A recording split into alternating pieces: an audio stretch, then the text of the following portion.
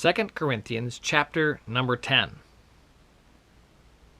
Now I, Paul, myself beseech you by the meekness and gentleness of Christ, who in presence am base among you, but being absent am bold toward you.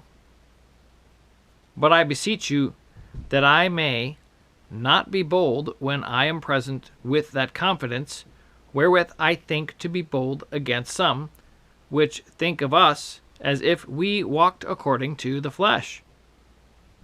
For though we walk in the flesh, we do not war after the flesh.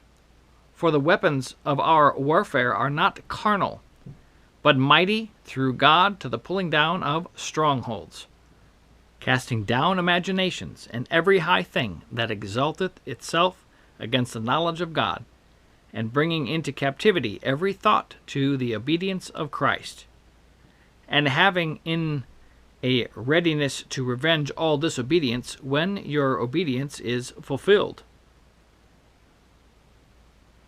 Do ye look on things after the outward appearance? If any man trust to himself that he is Christ's, let him of himself think this again, that as he is Christ's, even so are we Christ's. For though I should boast somewhat more of our authority, which the Lord hath given us for edification, and not for your destruction, I should not be ashamed, that I may not seem as if I would terrify you by letters.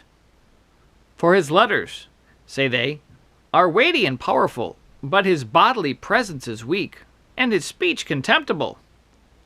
Let such an one think this, that such as we are in word by letters, when we are absent, such will we be also indeed when we are present. For we dare not make ourselves of the number, or compare ourselves with some that commend themselves, but they, measuring themselves by themselves, and comparing themselves among themselves, are not wise. But we will not boast of things without our measure, but according to the measure of the rule which God hath distributed to us, a measure to reach even unto you.